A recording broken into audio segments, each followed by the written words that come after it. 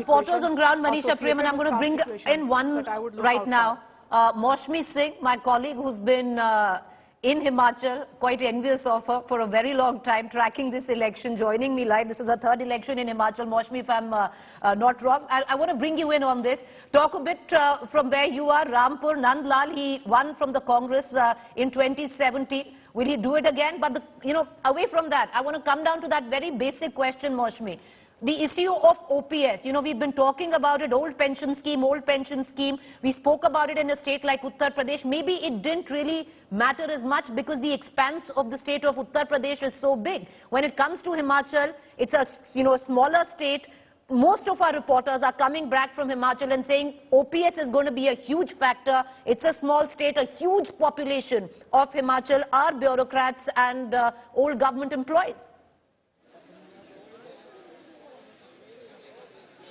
Julie, namaste, namaskar, Preeti. You got it right. This is my third successive election as far as Himachal Pradesh is concerned, covering this election. And I remember when Veerbhadra Singh, as Manisha Priyam was saying, when Veerbhadra Singh was ruling the roost here, he wouldn't allow Anand Sharma entry in Himachal, and he had to do with being a minister in Delhi, and he wouldn't just get an appointment. So everybody knew how loved Anand Sharma was as far as Veerbhadra Singh is concerned. But yes, the huge political legacy of Veerbhadra Singh actually is the big question, whether that legacy can be reclaimed by the Congress party, because a 6-time chief minister was considered a performing chief minister.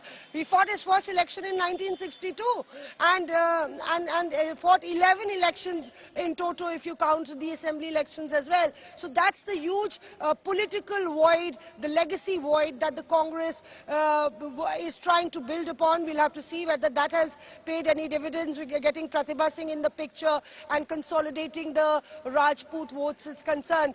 But yes, we are in Rampur, even as the video journalist will show you the pictures here, because Himachal voters, Preeti, we've covered many elections, and you spoke about Uttar Pradesh. I really can salute the voters of Himachal.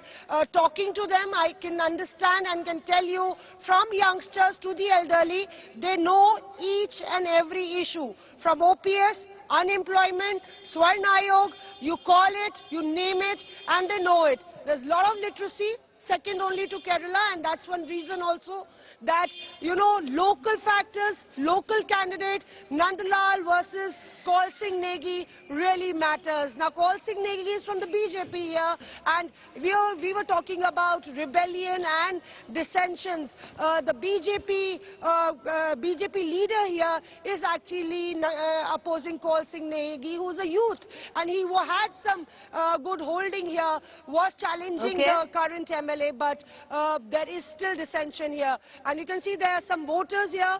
OPS, yes, OPS is a huge issue. We've heard some senior BJP leaders also voice that, because they're an organized group. They're not very, very vocal. Yes, they had agitations, but they are very organized on social media, on WhatsApp, and they are silent in terms of their opinion as far as, their meetings and where they're going to cast their vote.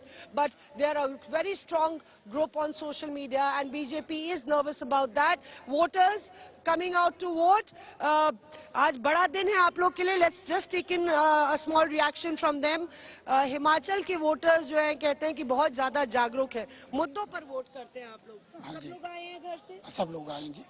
और महंगाई का मुद्दा है और बेरोजगारी का मुद्दा है जी. लेकिन हम स्वच्छ सरकार को लाना चाहते हैं, जो अच्छी सरकार है. तो यही हमारा है जी. यहाँ का जितना भी विकास हुआ हमारे स्वर्गीय राजा वीरभद्र सिंह जी ने किया, और उनके साथ साथ हमारे नंदलाल जी ने किया जी. तो हम ये चाहते हैं कि अच्छा, कोई पार्टी का नाम मत लीजिएगा, पर आपसे पूछना चाहेंगे, महिलाओं को हमेशा मुद्दा बनाया जाता है हर चुनाव में, पर आज तो आपका दिन है, सारे लोग निकल के आए वोट करने के लिए. हाँ जी, हम तो आए, क्या करना, फिर वोट तो देने पड़ते हैं. ये तो हमारी परंपरा है, शुरू से दे रहे हैं. बाकी जो आगे सरकार अच्छी आए, अच्छा ये करे, हम तो उन्हीं का ही है, बाकी कुछ नहीं कह सकते हैं. जी, वोट डाल दिया आपने? डालने जा नहीं डाला जी. Acha, so the lines, people are queuing up here, Preeti, and the lines are on. And as you said, that there are several key issues that are being talked about. And that's not only by political parties, they have been actually pushed by the BJP and the Congress have been pushed to talk about these issues. Unemployment is another raging issue, I feel, that could actually be a big factor. And internal rebellion in the BJP. My calculation is that there are about 15 rebel leaders standing.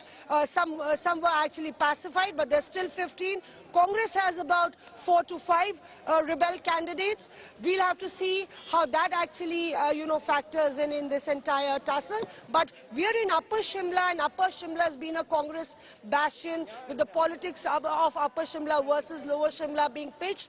You can see a lot of green caps. Often the BJP and the Congress don the green and the red caps symbolically. Veerbhadra Singh donning the green cap, and then he actually, when he fought from Arki, he tried to bridge that divide, bridge that gap, and he was one of the leaders who's acceptable in Lower Shimla as well.